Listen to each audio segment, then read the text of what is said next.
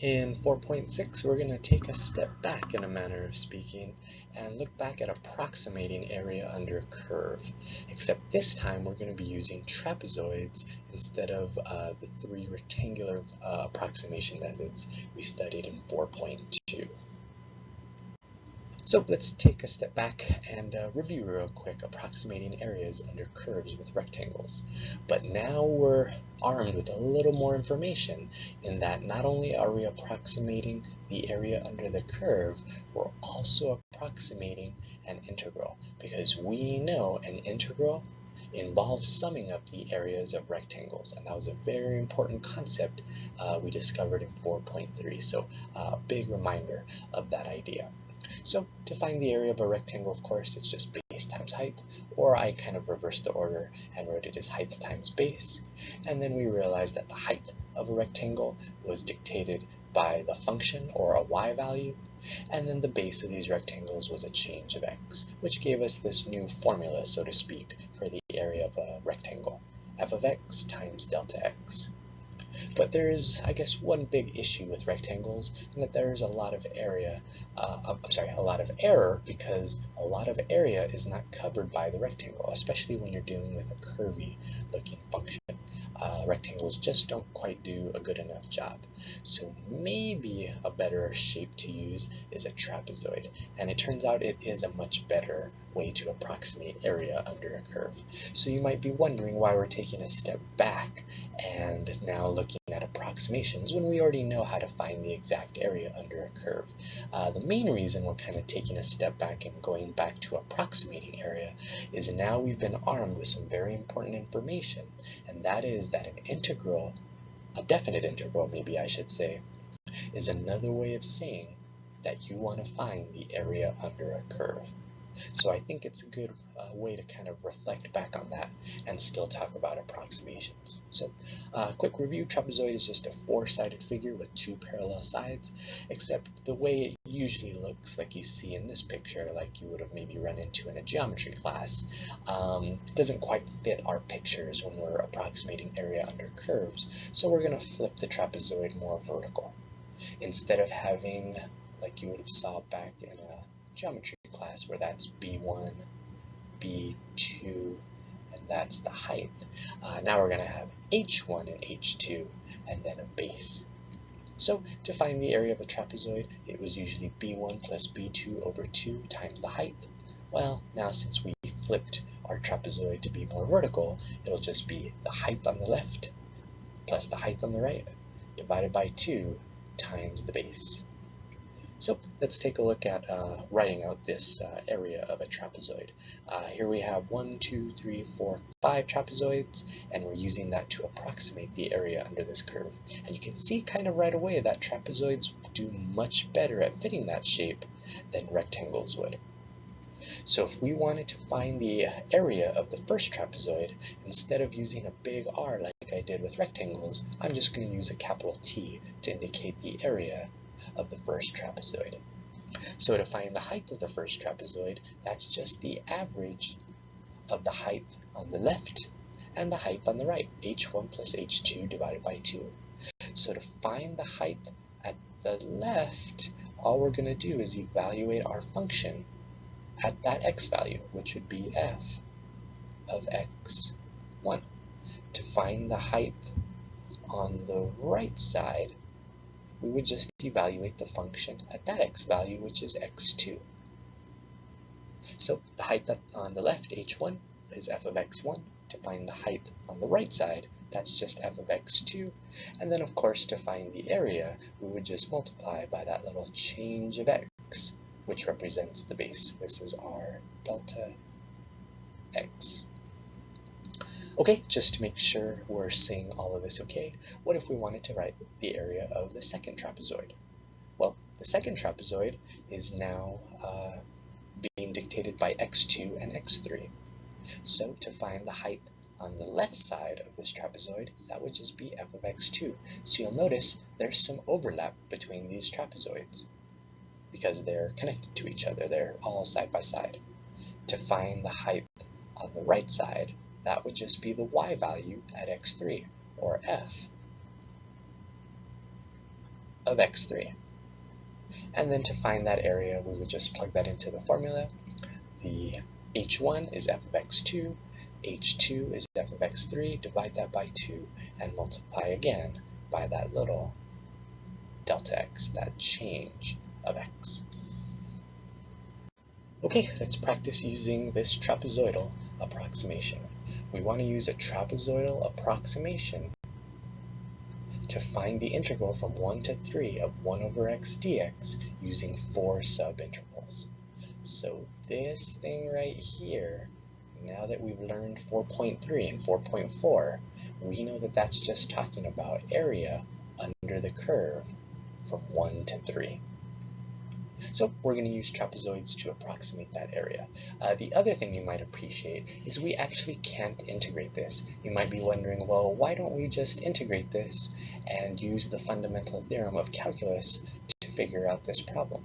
Well, you'll notice, if we write this integral friendly and try to integrate it, it's not going to work. We'll end up with x to the 0 power over 0, and then we'll evaluate that from 1 to 3, but of course we can't divide by 0, so that won't work. That's the trick question, where that power isn't allowed to be a -1, and you can see why. We'll be dividing by 0, and that doesn't really make sense. So we really only have one way to do this anyways, and that is to approximate it. And in this case, we're going to use trapezoids.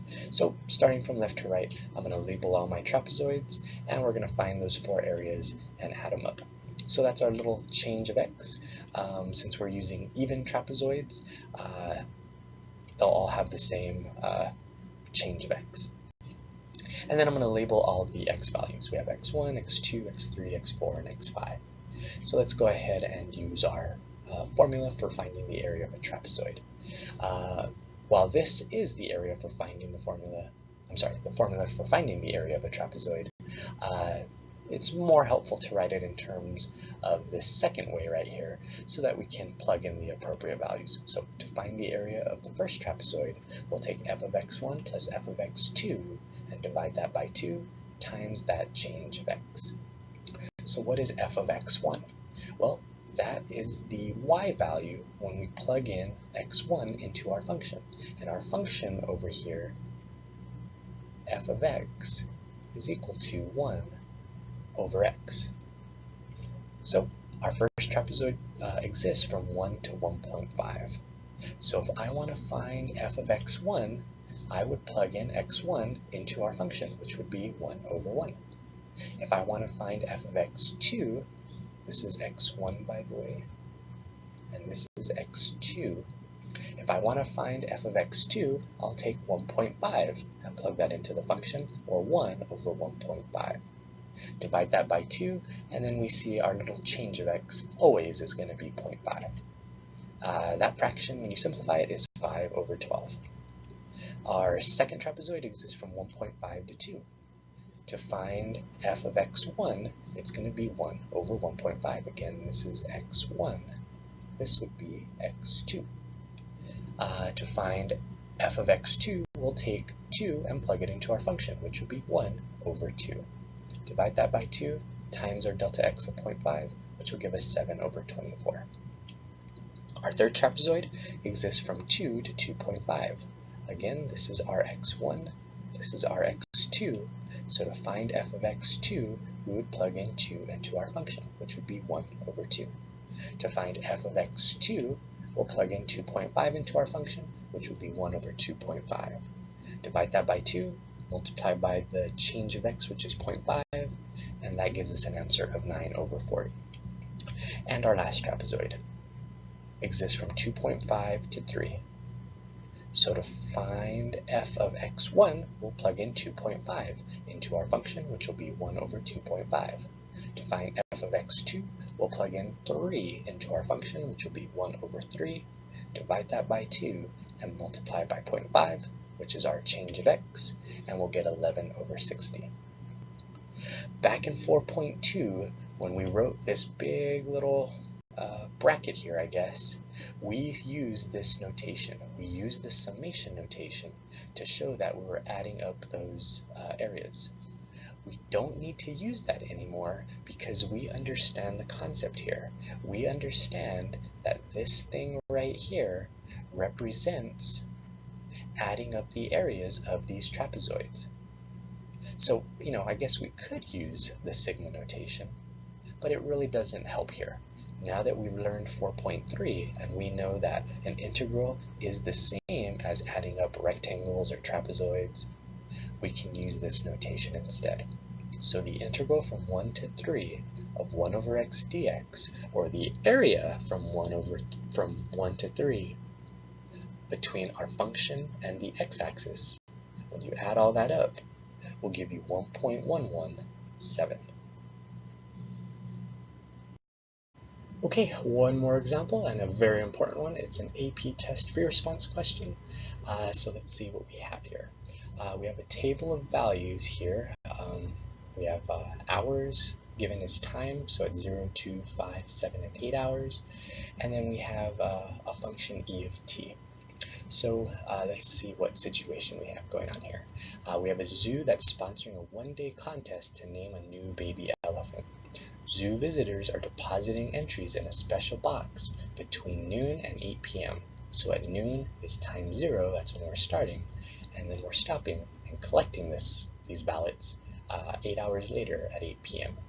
The number of entries in the box t hours after noon is modeled by a differentiable function e for 0 to 8 hours.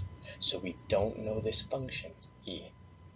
So you can tell, of course, at 0 hours, there were 0 entries in the box. And then after 8 hours, there were 2,300 entries. Careful with the units here. It's hundreds of entries. So it's 2,300 entries after 8 hours. So we are being asked here to use a trapezoidal sum. That's the key here. With 4 subintervals, so 4 trapezoids, given by the table to approximate the value of this right here. And really, if you just disregard the 1/8, that's asking us to find the area under the function e, which we don't know, from 0 to 8. And we're going to use trapezoids to figure that out. So let's go ahead and set this up.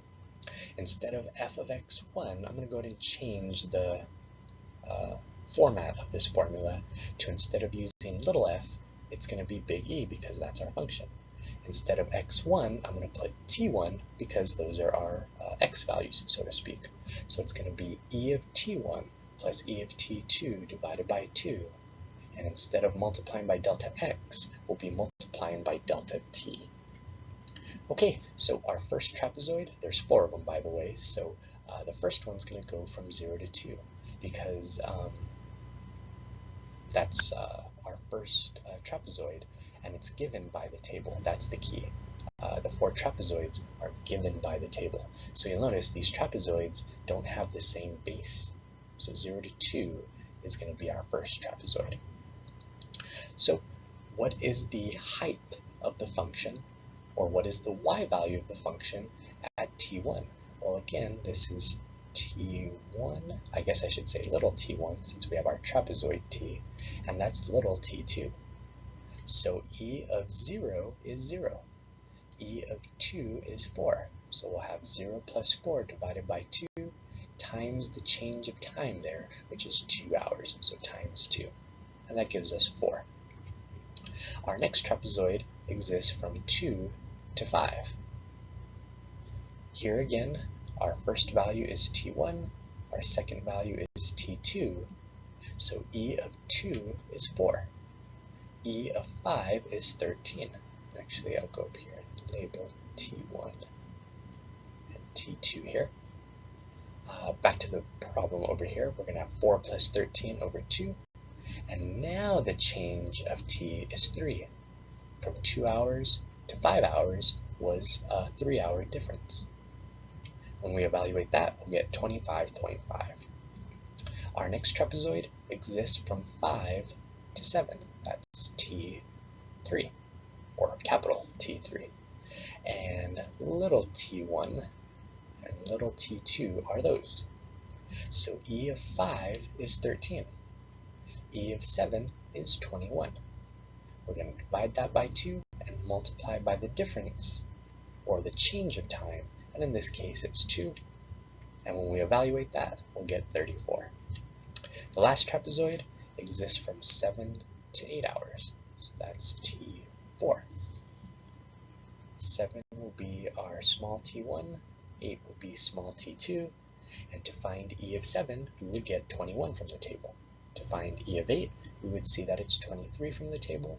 We'll divide that by 2, and then the change of time, the delta t, is 1 hour. 7 to 8 would be 1, and when we evaluate that, we get 22.